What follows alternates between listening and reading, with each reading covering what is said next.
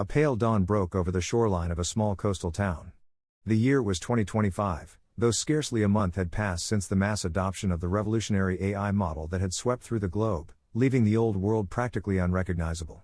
Towering metal Goliaths lined the docks, automated freighters rigged with sensors and advanced machine learning algorithms that navigated the seas more efficiently than any human captain could. Along the waterfront, enormous digital billboards flashed colorful advertisements, their content cycling at lightning speed, all curated and generated by advanced neural networks. No matter where one looked, the fingerprints of this advanced AI could be seen on every aspect of life. Robots that resembled mannequins in utility vests and overalls shuttled crates of produce across the pier, their movements swift and tireless. Gone were the fishermen selling the day's catch. Gone were the rugged sailors mending nets by hand. For the first time in recorded history, the ever-turning gears of industry had largely ground to a halt, for humans, at least. And yet, it was not a grim world. Freed by the universal basic income that governments worldwide had hurriedly enacted, people found themselves able to pursue their deepest callings. Artists painted, scholars studied, travelers roamed, and spiritualists expanded their beliefs. Organized religion had fractured into a kaleidoscope of personal faiths, and now, words like magic and curses were whispered around dinner tables without a hint of irony. The new AI presence seemed to empower these beliefs. Though logically one could say that magic was all in the mind, the psychosomatic reactions it induced were far too dramatic for most to dismiss. Indeed, to believe was to make real, or at least, real enough to feel one's heart hammer in their chest and their skin break out in goosebumps. A lone figure walked this pier at dawn, his frame broad and muscled, shoulders stooped under the weight of a well-worn sailor's coat. Atop his weathered face sat a pipe that glowed faintly blue, not from burning tobacco but from the advanced AI embedded inside it. This was Popeye the Sailor Man, though his seafaring days had shifted into something far more mystical of late. Popeye's arms bore faded tattoos of anchors and swirling ocean waves, and he wore a pair of utilitarian boots that had seen many miles. Every so often, he stopped to chat with one of the robot workers, politely tipping his cap and letting loose that signature laugh of his, ha ha ha ha. In this new era, old-school charm like Popeye's was a rarity, making him strangely exotic to the masses who recognized him from folklore-like stories of his feats. In truth, Popeye had become something of an urban legend among coastal towns. Word on the digital grapevine was that he roamed from harbor to harbor, dispelling so-called curses and demons that plagued communities. Of course, there were still plenty of skeptics, but the moment Popeye pulled out his trusty spinach, a specially crafted herbal concoction believed to boost his supernatural suggestion powers, he tended to silence even the loudest critics. Merely inhaling the pungent odor of that spinach made the superstitious think he was drawing strength from realms beyond, and in this world, thinking made it so. Popeye had learned that lesson well. If people believed he was unstoppable once he ate his spinach, they would witness unstoppable might indeed. This particular dawn found Popeye walking alongside a younger man, brimming with far more energy. Hoshi was his name, a self-proclaimed anime-obsessed gym fanatic whose signature flamboyance exploded from every pore. Even at this early hour, Hoshi's hair boasted fresh streaks of neon blue. He brandished a half-full can of instant hair dye, fiddling with the nozzle like it was a sidearm. His torso was clad in a sleeveless hoodie, exposing arms that were sculpted, but nowhere near as brawny as Popeye's. Hoshi's wide, eager eyes darted about as he carried his gym bag, filled to the brim with random manga volumes and more cans of hair dye. "Yo, old-timer," Hoshi said, voice cracking with the excitement of a child who had eaten too much sugar, "I can't believe we're finally here. They say weird things are happening around this town, locals going missing, mechanical drones patrolling the streets even at night. According to the streams I've seen, there's some big villain named the Broadcaster behind it all." He spoke the name with an exaggerated sneer, throwing out a dramatic punch into the air as if performing for an unseen camera. I can practically hear the theme music in my head. Popeye chuckled and tapped the side of his AI-enhanced pipe. "Easy does it, kid. We'll get to the bottom of this feller soon enough. It's quite the rumor, that the Broadcaster be sending out malicious signals, curse streams, they call 'em.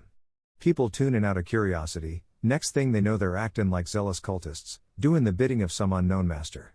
I aims to put a stop to that nonsense, what with me being a mystic guardian and all." Hoshi pumped his fist, a flamboyant grin plastered on his face. "Yeah. Let's do it. After all." He took a stance reminiscent of a classic anime hero, flexed his arms, and shouted, "Phoenix Thunder Blitz." With that, he struck a pose. The name of his attack might have been a total fabrication on the spot, yet just declaring it so theatrically seemed to fill him with vigor. Popeye found the display both amusing and oddly inspiring. A few hours later, Popeye and Hoshi ventured deeper into the heart of the coastal town, where their presence was met with wary glances from some townsfolk whose vacant expressions hinted that something was indeed off. Many carried small AI devices around their necks that broadcasted short bursts of some unknown signal. The devices looked cobbled together from cheap circuit boards and reprogrammed corporate robot parts, each with a flickering screen. The very sight gave Popeye a twitch of unease. It was an uneasy hush that greeted them, with the air thick as if pregnant with hidden danger. It was then that a slender, robed figure emerged from a narrow alley, appearing like a wraith. Popeye recognized him instantly, Oculus, the famed Oracle card reader and Popeye's own mentor in all things mystical. Though Oculus was gaunt, there was a certain lithe athleticism about him, the kind that could surprise an enemy with an agile dodge or a precise strike. He wore a hooded cloak, embroidered with swirling patterns of stars and constellations. A small satchel at his side contained multiple decks of Oracle cards, each of which brimmed with potential. Word was that Oculus could fling these cards with lethal accuracy, slicing through steel if need be. Before Oculus could speak, Hoshi bounded forward, arms flailing excitedly. Oculus. Hey, Sensei, if you're here, that means this place is about to get interesting. He rummaged in his gym bag and came up with a deck of cards that Oculus had given him for practice. I've been working on my readings, too. Oculus raised an eyebrow but offered a fond smile. Yes, Hoshi, I can feel your energy from a mile away. I admire your enthusiasm. Then his attention turned to Popeye. My friend, the cards have warned me of a great disturbance. Some entity calling themselves the Broadcaster is funneling twisted suggestions into the hearts and minds of innocents. It warps their psyche, making them enthralled. I have tried to read further into the future, but each time I attempt a deeper reading, the paths grow murkier. We must proceed carefully. Popeye nodded. We suspected as much.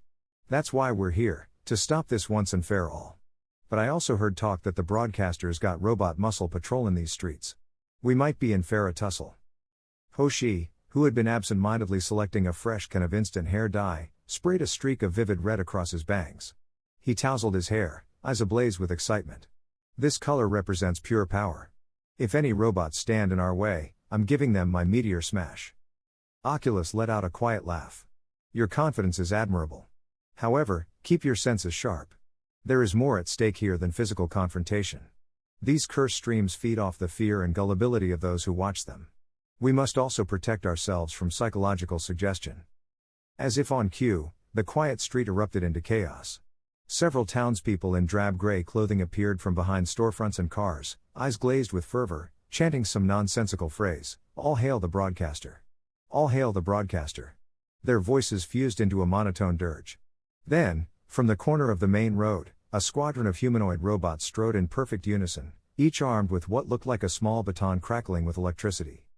Finally, some action, Hoshi roared and flung himself forward. The townspeople moved with startling speed, as if spurred on by an unseen commander, their hands clawed and grasping. One woman tried to latch onto Hoshi's leg, but he sprang high into the air, calling out, "Vortex Dragon Kick." He twisted acrobatically, his foot lancing out. The psychological intensity behind the naming of the move fueled his body with adrenaline, and he sent 3 of the entranced townspeople stumbling backward. Popeye stood his ground as 2 robotic units lunged forward, brandishing electrified batons. He ducked left, then right, with surprising agility for a man of his build. One baton nearly grazed his coat, but Popeye pivoted, unleashing a powerful left hook that connected with the robot's torso. The impact was amplified by the unwavering belief, shared by both Popeye and the wide-eyed onlookers, that Popeye was unstoppable once in motion. The robot flew backward, colliding into its compatriots with a resounding crash of metal. Popeye's pipe emitted a small beep, scanning for further threats. "Good job, little buddy," he said, patting the side of the pipe. Oculus stepped up beside Popeye, all seriousness. His slender fingers plucked a single card from his pouch, the Tower card, inscribed with fiery images of catastrophe. With a sharp flick, he hurled it through the air. The card whistled past a cluster of chanting cultists, slicing the belts off the robots behind them. Sparks flew as crucial wires were severed. 2 of the robots collapsed into a heap, their systems shorting out. Another card arced overhead and turned back like a boomerang to return to Oculus's hand. "These are no ordinary foes," he murmured. "They're infused with some sort of malicious energy. I can feel the residue." The final robot unit tried to adapt to this new threat, twitching as if receiving orders from a distant command. It advanced on Popeye, baton raised to deliver a shocking blow. Popeye let out a resolute grunt. He whipped out a small pouch of spinach from the inside of his coat, popped it into his mouth, and bit down, the pungent flavor hitting his tongue with a jolt. Instantly, a subtle ripple of energy coursed through him, and he bellowed, "I am what I am." As if the very phrase were a spell. The robot's baton crackled within inches of Popeye's chest, but the sailor man grabbed the metal rod and wrenched it free. With a single mighty headbutt, Popeye sent the machine tumbling across the pavement in a shower of sparks. A small crowd, some freed from the curse's immediate effect after witnessing this heroic display, began to cheer. The psychosomatic web around them started to loosen. Hoshi observed Popeye's demonstration of power, stars practically dancing in his eyes. "That was incredible, old-timer. I mean, you didn't even name your attack, but it was still amazing." He sprayed another line of red in his hair for good measure. "Next time, I'm pulling out my ultimate comet-burning fist to keep up with you." But even as the immediate threat was quelled, it was clear that the heart of the problem remained. The small crowd of enraptured townsfolk was only a fraction of the entire population under the broadcaster's sway. Spying a deserted cafe, Popeye waved everyone inside to regroup. A hush fell over the group when they entered the dimly lit establishment, the tables strewn about haphazardly as if people had fled in a hurry. The faint hum of an unplugged neon sign was the only noise. They crowded around a corner booth, forming an impromptu war council. Hoshi leaned over the table, slurping a leftover soda he found, while Popeye scanned the horizon through the window, his pipe's AI quietly whirring. Oculus spread a deck of cards on the tabletop, face down. His motions were graceful, almost ritualistic. One by one, he flipped the cards: the moon, the devil, the high priestess. He studied them intently, a crease forming between his eyebrows. "Trouble looms," he said quietly. "The cards suggest hidden forces, illusions, and knowledge locked beyond our immediate reach. And I sense the influence of a new presence descending upon us. Or perhaps it's already here." He had no sooner spoken than the cafe door burst open. Filling the doorway was a massive figure, silhouetted by the morning light. A female shape loomed large, thick muscles rippling under a cloak that looked more appropriate for a witch out of a horror movie.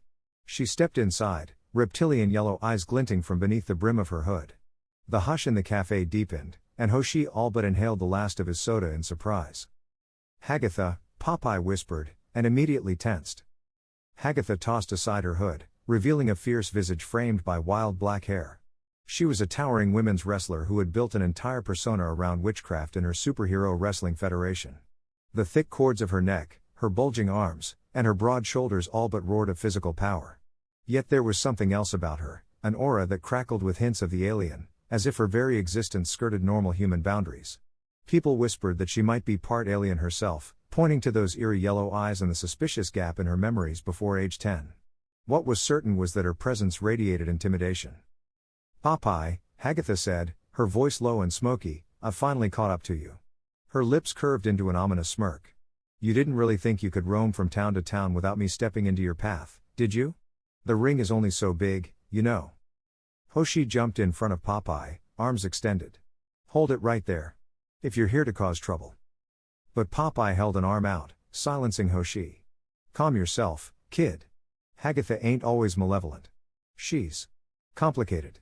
He turned to address the woman directly. "Listen, Hagatha. There's dark forces afoot, curses and whatnot controlling folks.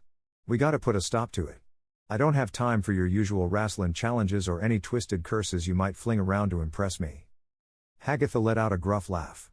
"And you think I care about some petty mind control more than pinning you, Popeye, for the 3 count? Don't be silly." She strode closer, the cafe's floor shaking under her heavy steps. Then, her tone shifted. "But there's something you need to know. I tracked you here because my wrestling league's been hijacked. We were set for a macabre mayhem tour in this very town, but all my fellow wrestlers fell under this so-called broadcaster's mind control. And I'm not about to let any unknown puppet master take what's mine." She drew nearer, her voice dropping lower. "Besides, if anyone's going to conquer you, it'll be me. Not some curse stream nonsense." Oculus watched Hagatha warily. "If your aim is to stop the broadcaster, you may be an ally. But if you bring curses to bend Popeye's will..." "Shut it, Oracle," Hagatha growled. "I'll help you deal with this threat because it suits me. Once we're done, though, Popeye is all mine." Her eyes flickered with a hunger that was part ambition, part infatuation. Popeye tried not to sigh out loud. He had always found Hagatha's obsession with him uncomfortable, yet he also sensed a twisted sincerity behind her hulking exterior. "Fine," he rumbled, slipping his spinach pouch back into his coat. "We'll do this together, if we must. But no funny business." "Don't worry, sweetheart," Hagatha purred, striding past him to pull out a battered metal chair and straddle it backward. "This town's already overrun with mechanical goons and hypnotized fools. Word is they're holed up in the old shipping warehouses near the pier. That's probably where your big bad is broadcasting these signals from." The moment she spoke these words, the overhead lights of the cafe flickered ominously, and an electronic whine filled the air. Everyone tensed, reaching for weapons, hair dye cans, or spinach. A static-laced voice poured through the speakers of a dusty wall-mounted TV behind the counter. "Good morning, viewers," it said, the voice resonating with a synthetic purr. The screen crackled to life, revealing a silhouette shrouded by swirling digital artifacts. "I am the broadcaster. I see we have new visitors in our little domain. Welcome. Feel free to explore. But know this, those who stand against me shall find themselves ensnared by the unstoppable force of the curse. Tune in. Or tune out forever." Suddenly, a wave of psychic pressure washed over everyone in the room. Hoshi dropped to one knee, sweat beading on his forehead. "Gah! It's like a massive presence inside my head." His mind reeled with the force of the suggestion, as though the voice were trying to warp his beliefs on a fundamental level. Popeye grit his teeth and tugged the brim of his cap lower. That's some nasty mojo this feller's got. We gotta act quick or risk getting enthralled ourselves." Oculus swiftly produced 4 identical cards from his deck, the Emperor, handing one to Popeye, one to Hoshi, one to Hagatha, and keeping one for himself. "Focus on this archetype, the concept of sovereignty over your mind. Let no outside suggestion dethrone you." He closed his eyes in meditation, and the others followed suit, except Hagatha, who glowered suspiciously at the card but decided to humor him. By the time they reopened their eyes, the pressure in their minds had receded, replaced by a sense of resolute calm. The overhead TV hissed into static. The group shared a knowing look. They would need to move fast. They made their way onto the main street, now littered with unconscious or dazed residents, mindless robots, and flickering advertisement screens that displayed only swirling hypnotic patterns. Hagatha led the group forward with confident strides, ignoring the small scuffles that broke out around them as random enthralled townspeople tried to tackle them. One poor soul lunged at her, and she barely paused, flipping the attacker onto their back with a single wrestling move. The attacker lay whimpering on the ground, the hold broken.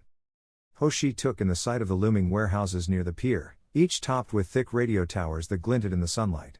"So, that's gotta be the source, right? That's where the broadcaster is streaming from." He flexed his arms and sprayed a fresh streak of electric blue in his hair. "Blue for speed," he announced, riling himself up. "Let's charge in quick, do some big damage, and finish this scumbag." Popeye eyed the rows of mechanical sentinels that stood guard at the main gates, tall, imposing robots with cannon-like arms. "Careful, kid. We should coordinate. Oculus?" Oculus flipped another card, the Chariot. "Action and victory. We must remain resolute in our purpose. Yet the reading suggests external support. We are not alone." He glanced meaningfully at Olive Oil, who, until that moment, had been conspicuously absent from the fray. As if summoned by his words, a figure hurried down a side street, nearly tripping over her own feet. Olive Oil, slender, bright-eyed, and cradling a strange contraption in her arms, came to a stop in front of them. She wore a satchel filled with reams of notes and small tools that clinked and clacked with every step. Her UFO detector, a device of her own making, hummed with an unsettling energy. "Popeye. Oculus," she gasped, pushing a lock of dark hair back from her forehead. "My detector went wild this morning, so I followed its readings here. Something truly alien is interfering with the signals in this town. I can't explain it fully, but it's as if the frequencies broadcasting the broadcaster's message aren't entirely human in origin. They're cosmic, maybe even extra-dimensional." Hagatha's yellow eyes narrowed. "So the rumors about alien involvement might be true after all. No wonder I feel so riled up. Maybe it's waking something inside me." She seemed both uneasy and a bit thrilled. Popeye placed a reassuring hand on Olive's shoulder. "Glad you made it, Olive. If what you say is true, this ain't just some regular mind control. We're talking about otherworldly power fueling these curse streams." Olive Oil set her mouth in a firm line, ignoring the flush of color that touched her cheeks at Popeye's nearness. She held up her UFO detector, which twitched like an anxious insect. "It's strongest near the central warehouse. Let's go." I think I can tune the detector to disrupt the frequency if we get close enough. United in purpose now, the group advanced. The largest warehouse towered ahead, steel shutters pulled down tight. Robot sentinels, each nearly 7 feet tall, guarded the entrance. Their features were angular, their metal plating slick like fresh chrome, and a sinister red glow poured from within their mechanical eyes. As soon as the group came within range, the sentinels sprang to life with startling speed, raising their cannon-like arms that crackled with arcs of energy. With a collective roar, Popeye, Hoshi, Hagatha, and Oculus surged forward. Olive Oil stayed behind, fiddling with dials on her UFO detector, sweat beading on her brow. Hoshi kicked things off with a flourish. Comet strike barrage, he yelled, unleashing a flurry of rapid punches aimed at the nearest sentinel's torso.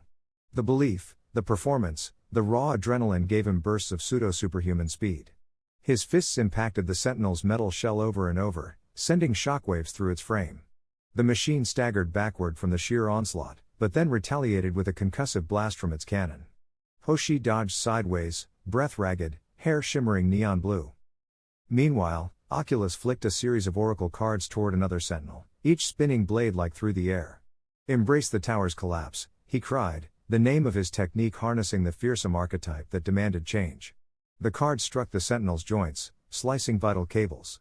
Sparks spewed from the mechanical limbs, and the machine's giant cannon arm fell limp. Oculus leapt gracefully, catching the returning cards between his fingers as if they were boomerangs. Hagatha, hungry for battle, practically bulldozed through 3 smaller security drones, employing her wrestling maneuvers with brutal efficiency.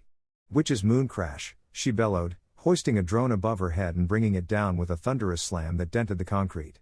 The suggestion of supernatural might behind her flamboyant wrestling persona made onlookers flinch in awe. Where she trod, robots fell in crumpled heaps. In the thick of it all, Popeye inhaled the spinach blend from his pipe, feeling that familiar surge. Buy me spinach, I'll clobber you all, he roared, and delivered a crushing uppercut to a sentinel that had cornered Hoshi. The machine soared into the air before crashing in a spectacular heap, metal limbs splayed. Popeye's fists were unstoppable hammers of justice, augmented by the unwavering faith of any who witnessed him. The ground practically shook beneath him. They made headway into the warehouse complex, each new yard contested by waves of robotic defenders. The air was electric with the clash of steel on flesh, with sparks and swirling illusions. The illusions, Popeye realized, were also part of the enemy's arsenal. Suddenly, half-formed images of phantom creatures flickered around them, monstrous apparitions meant to sow fear. But Hoshi roared out his defiance, naming new attacks on the fly, Cosmic Rend Roar and Lionheart Drive. Each cry pushing back the illusions in his mind, forcing them to shatter like delicate glass. Oculus tossed out card after card, chanting under his breath. Wheel of Fortune, turn, turn, turn. His voice boomed across the battlefield. The swirling illusions parted like a curtain, banished by the strength of shared conviction. At one point, an especially large sentinel threatened to sever Olive Oil's path, but Hagatha interceded, wrapping her arms around its metallic torso and suplexing it with a savage yell that rattled the rafters. The watchers on the catwalk, brainwashed civilians with blank stares, murmured in subdued astonishment. Finally, the group reached a central chamber within the warehouse. A labyrinth of catwalks stretched across a massive open space, where assembly lines had once churned out industrial goods. Now, flickering computer monitors and alien technology were piled high in makeshift towers. Atop the highest scaffold stood a cloaked figure whose face was concealed behind a smooth, reflective mask. A glowing antenna jutted from the mask's forehead. This, unmistakably, was the broadcaster. He spread his arms in welcome, voice amplified through hidden speakers. Come, heroes of the old world. Witness the birth of the new. Even now, your minds waver under the brilliance of my transmissions. Soon, you will bow. Popeye adjusted his coat, squared his shoulders. Ye can talk big, but talk is cheap. Let's see how you stand up to a real dose of determination. He eyed Olive Oil, who nodded and tapped a few controls on her UFO detector. The device beeped frantically, as if it sensed a cosmic presence overhead. A ring of enthralled townspeople formed around them. Each face was vacant, eyes locked on the broadcaster. Overhead, the radio towers glowed with a sickly, pulsating light. Hoshi felt a tremor of doubt but forced himself to ignore it, shouting, I won't succumb. I will be the strongest under the sun. He switched to a red streak of dye in his hair, his heart pounding as he repeated to himself that red was the color of raw power. With a hiss, the broadcaster summoned a monstrous robotic champion from the shadows behind him, A giant bipedal machine, far taller than anything they had faced yet. Its eyes glowed with a malevolent purple, and an emblem that resembled an alien sigil was etched into its chest plate. The air hummed with each of its heavy steps. Hagatha's grin was fierce. "That's my kind of challenge," she growled. "Stay out of my way. I'm taking this behemoth down." She marched forward, muscles coiling. "Black Sabbath slam," she cried, locking arms with the towering machine. The crowd gasped at the raw power display as Hagatha grappled the steel titan. For a moment, it seemed she might even match its strength, but the machine wrenched free and swatted her aside. She crashed into a bundle of crates, groaning. Yet her eyes still burned with determination. "Not done yet," she snarled, standing back up. Hoshi was the next to jump into the fray. "Dragon Vortex combo," he bellowed, fists and feet a blur of motion. But each strike that landed on the giant machine's chassis only dented it slightly, not enough to cripple. The machine retaliated with a colossal swing of its arm, striking Hoshi squarely in the chest and launching him across the chamber. He tumbled painfully before rolling to a stop, breath ragged. Popeye grit his teeth, the tension rising. "Olive, we need that detector doing its job soon." Meanwhile, the broadcaster's voice echoed, "Futile. Futile. Nothing can disrupt the cosmic frequencies that fuel my reign." The warehouse seemed to shimmer with an otherworldly glow. Oculus flung his cards at the towering robot, aiming for vulnerable joints. But a protective field of swirling, radio-like waves deflected the razor-edged cards. He took a step back, flipping through multiple decks. "It's warded by a suggestion that it's invincible," he muttered. "We need to break that suggestion by showing these onlookers that it isn't unstoppable." Hagatha's eyes fixed on Popeye. "If the crowd sees you crush it, they'll believe it can be beaten. Then it'll be beaten." She smirked in challenge, as though to say, "Do it if you're man enough." Though battered, Hoshi pulled himself up, determination blazing. "Do it, old-timer. Show 'em why you're Popeye. I'll handle whatever tries to come between us." He limped forward, fists clenched. Olive Oil was meanwhile feverishly tuning knobs on her UFO detector. "Almost. Got it. There." The device emitted a droning pulse that reverberated through the chamber. At once, the broadcaster winced. His masked face turned sharply toward Olive, and the hypnotized townspeople began to stir. Gaps in their enthrallment appeared, flickers of confusion and self-awareness returning. The radio towers overhead crackled with sparks. In that moment, Popeye withdrew a fresh pouch of spinach from his coat. The pungent aroma filled his nostrils. "I am what I am," he said quietly, a calm resolution shining in his eyes. Then, with a dramatic flourish, he popped the spinach into his mouth, chewing noisily. Energy surged through him, a phenomenon that resonated with the watchers, enthralled or not. The suggestion was clear: Popeye was now at maximum strength. Those who believed it, and in this world, everyone did, saw his muscles swell and an aura of intangible force shimmer around him.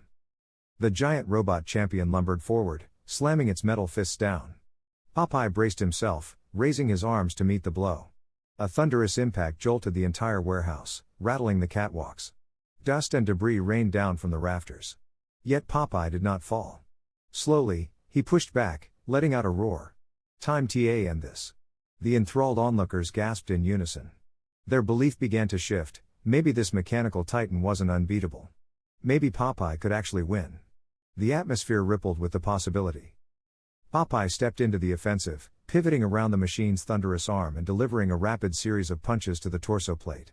Each blow was accompanied by the squeal of tortured metal. The crowd's belief swelled, reinforcing Popeye's momentum. With an almighty bellow, Popeye's oceanic knockout. He gathered every bit of force into a single uppercut. The punch collided with the mechanical champion's jaw, sending it hurtling backward through a pile of crates and into a support column. Sparks cascaded like fireworks, and the machine groaned in protest. Hagatha, regaining her stance, lunged in to capitalize on the moment, hooking her arms beneath the robot's own. Her supernatural suggestion-laced voice boomed, "Coven crash." She flipped the dazed machine overhead, slamming it into the ground with a quake-like impact. The jolt was so powerful that cracks webbed through the concrete floor. Lights overhead flickered. For a moment, the giant robot shuddered as if trying to stand, then collapsed in a heap of twisted metal. A hush fell. Slowly, the entranced civilians began to blink in confusion, stepping away from each other. A ripple of realization spread: the unstoppable mechanical champion had just been defeated before their very eyes. That meant it wasn't unstoppable at all. And if that was true, the broadcaster's illusions and curses might not be so absolute. The broadcaster roared in fury, clenching his fists at the top of the scaffold. No. You will not destroy my empire. He lifted his arms, channeling an alien energy that crackled in arcs of purple lightning around him. The overhead radio towers glowed an incandescent white, feeding him more power. It was as though some cosmic entity was fueling his broadcast, and everyone could feel a dreadful psychic weight pressing down again. However, Olive Oil was ready. She twisted a dial on the UFO detector, which let out a pulsating chime that rose in pitch. Whatever is backing you. It's not from this Earth, she shouted up at the broadcaster. But that doesn't mean it's invincible either. I can jam its signals. The device spat out greenish beams of light toward the antenna tower. Electricity sparked overhead as conflicting energies collided. The warehouse rattled with the stress of clashing forces. In one final, desperate act, the broadcaster leapt from the scaffold and landed in the center of the chamber, cloak billowing. Purple lightning flickered around his body. You pitiful fools. Your stubborn refusal means nothing. Once I amplify my final broadcast, the entire coastline will bow. Hoshi launched himself forward in a reckless charge. We'll see about that, he cried. Final shining comet blaze. He sprinted at breakneck speed, fists wreathed in the swirling aura of his own belief. The broadcaster hurled a bolt of purple energy at him, but Hoshi slid beneath it, soared into the air with a single leap, and drove a flaming punch at the broadcaster's chest. The masked figure staggered, grunting in surprise. Oculus stepped in next, flinging a single card. Judgment, he intoned, eyes closed. You cannot escape your own illusions. The card whirled in a golden arc, slashing clean through the broadcast antenna on the broadcaster's mask. Sparks erupted from the device, purple lightning recoiling. Stumbling backward, the broadcaster found himself face to face with Popeye, who calmly exhaled a small cloud of spinach-scented vapor from his pipe. Popeye's presence loomed like an unbreakable wall. Your reign ends here, he declared. We're taking back these people's minds. With that, he unleashed one final blow, a powerful straight punch that connected with the broadcaster's mask, cracking it in half. Bits of shattered technology rained down, revealing a gaunt, trembling face beneath. The cosmic purple lightning flickered and died, the radio towers overhead powered down, and the echoing static in the minds of the onlookers dissolved. For a long moment, there was only silence. Slowly, townspeople shook off the last vestiges of the curse, blinking in the harsh warehouse lights as if waking from a nightmare. Robots slumped lifelessly without commands to guide them. The battered champion machine lay in smoldering ruins. And the broadcaster, who now looked far less imposing, collapsed to his knees, mumbling incoherently about alien signals and a promised utopia. Whatever cosmic entity had fueled him was gone, banished by the combined might of suggestion, belief, and perhaps a hint of actual otherworldly interference on Olive Oil's part. The group stood triumphant but exhausted. Hoshi bent over, hands on his knees, panting from the strain. Hagatha rolled her massive shoulders, wincing from bruises but flashing Popeye a victorious grin. Oculus let his shoulders sag in relief, and Olive Oil gazed at her UFO detector, the device now quiet. She wondered if, somewhere in the stars, alien eyes had been watching this confrontation. If so, they'd witnessed the raw power of human conviction. Outside the warehouse, townspeople rallied together, confused and alarmed by what had transpired, but freed from the nightmarish thrall. Medics arrived, some of them robotic, others human, offering aid where needed. The local authorities, also freed from mind control, approached Popeye and the others with gratitude and countless questions. The wave of curse streams had ended, the transmissions silenced. Across the coastal region, people who had been enthralled suddenly found themselves awakened. Later that evening, beneath the orange glow of the setting sun, Popeye and his companions gathered near the pier. A weary satisfaction clung to them all. Hoshi, battered and bruised, nursed a soda, still sporting mismatched streaks of red and blue dye in his hair. Hagatha, arms crossed, stared out at the ocean with a contemplative expression, though every now and then, she cast an appraising glance at Popeye, as if measuring his worth. Oculus and Olive Oil stood by a small bonfire, quietly discussing the day's events, with Olive explaining how her UFO detector had picked up signals that practically screamed extraterrestrial. Oculus offered cryptic insights about how belief could bridge even cosmic distances. Popeye himself stood off to one side, gazing at the horizon. The sea breeze ruffled his coat and carried the faint brine of the ocean. His pipe's AI chimed softly, analyzing data from the day's battles, but Popeye wasn't paying much attention. He was lost in thought, recalling the journey that had brought him here, from a simple sailor to a mystic guardian, from an era bound by corporate toil to a strange new world of universal incomes and personal spiritualities. He had long believed in doing the right thing, no matter the cost. But now, he understood that doing right in this superstitious age required a mastery not just of brawn but also of mind, of shaping the beliefs around him for the good of all. His faith in that purpose felt stronger than ever. He glanced back at Hoshi, remembering how the younger man had first followed him, starstruck by tales of Popeye's legendary feats. Over the course of their journey, Hoshi had come to realize it wasn't just raw might that defined a hero, but the conviction behind it. Hoshi seemed humbled now, though no less determined to surpass Popeye someday. Popeye grinned, the kid's drive would keep him honest.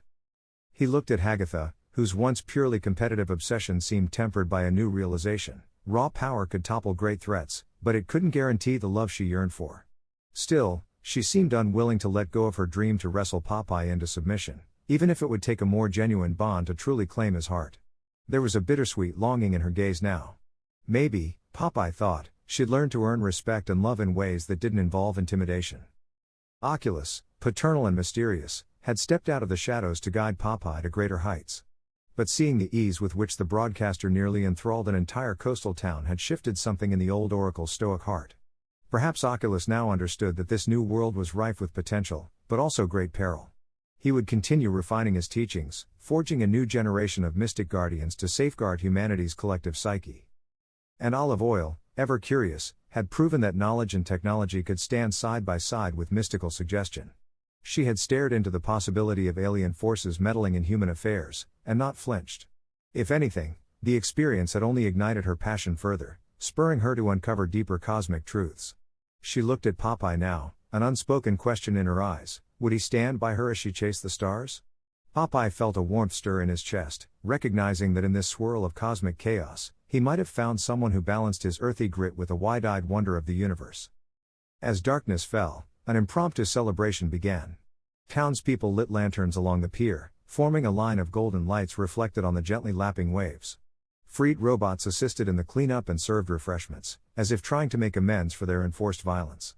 Music, both human and AI-generated, drifted through the air, mingling with laughter and relief. Everyone sensed that a corner had been turned. The world was changing faster than any single person could keep up with, yet for tonight, at least, they had reclaimed their freedom from malevolent forces. Hagatha eventually sauntered up to Popeye, fists on her hips. "You're lucky I let you have the finishing blow," she teased. "Next time, I'll pin you down for a 3 count, and there won't be a broadcast tower to distract me. Count on it." Her tone was playful, a grudging respect shining through. Popeye offered that trademark half-smile, tipping his cap. "I'll be waitin', Hagatha. Don't ye worry." Hoshi slapped Popeye on the back, wincing at his own bruises. "Old-timer, that was beyond epic. I think I awakened a new technique mid-battle. Next time I'll definitely outshine you." "I'm rootin' for ye, kid," Popeye replied with a laugh. "A rival at me heels will keep me from gettin' lazy." Oculus approached quietly, bowing his head in gratitude. "We averted a catastrophe today. But let us not forget the broadcaster's final words. He spoke of cosmic allies, or a cosmic force. Whatever that was might still be out there, ready to try again. We must remain vigilant." Olive Oil chimed in, her voice soft yet resolute. "I'll keep refining my detector. If there's something out there watching us, we'll be ready." She paused, eyes meeting Popeye's. "And if they ever come in peace, maybe we'll greet them, too." Popeye gave her a warm, genuine nod. "Aye, Olive. If we meet them in peace, that's what we'll offer. If they come in war, well, we'll meet 'em head on." His pipe's AI beeped in agreement, as if delivering a wordless vow. And so, under the quiet starlight reflecting on the ocean, the group found a rare moment of stillness in this era of rapid change, unholy curses, and cosmic uncertainties. They had come a long way, each from different backgrounds, each with their own motivations and flaws. Yet here they stood, united by conviction, and perhaps a budding camaraderie that transcended their differences. Popeye, once just a cartoonish figure from a bygone era, had evolved into a mystic guardian who combined old-school bravado with the metaphysical nuances of the day. Hoshi's arc of adolescent idolization had begun to crystallize into a more nuanced pursuit of personal strength. Hagatha realized that her monstrous muscles and curses wouldn't alone bring her the affection she desired, she might need to harness something gentler deep within. Oculus had reaffirmed his role as a guide, eager to explore the boundaries of possibility with renewed vigilance. And Olive Oil, ever the dreamer, stood on the cusp of bridging mortal faith with extraterrestrial wonder. The stolen nights and the ominous transmissions were gone. In their wake, laughter, relief, and an undercurrent of possibility pulsed through the crowd. Freed from the curse, townspeople embraced each other, danced, and made up for lost time. A few children tugged at Popeye's coat, eyes shining, asking if the spinach truly gave him magic powers. He simply winked, telling them they had plenty of magic themselves if they believed it was there. At last, dawn approached.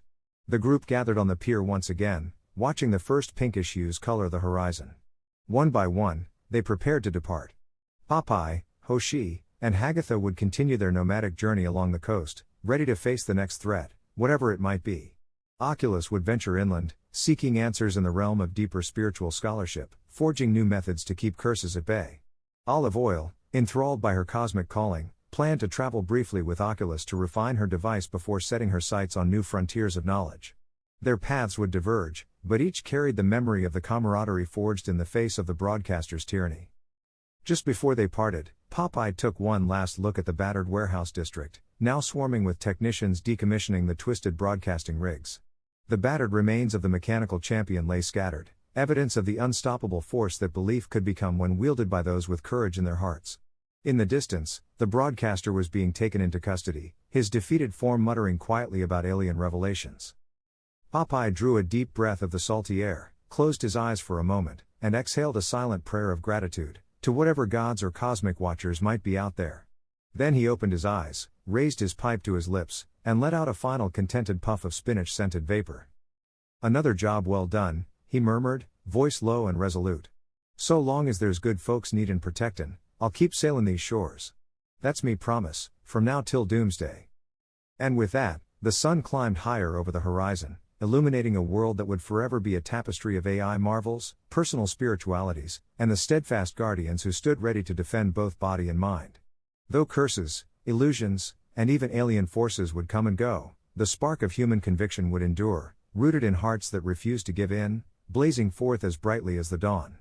In the swirling clash of technology and magic, of superstition and science, Popeye the Sailor Man and his unlikely comrades had proven that as long as people believed in hope, hope itself could become reality. And if, in the end, belief shaped the world, then perhaps the world was in good hands indeed.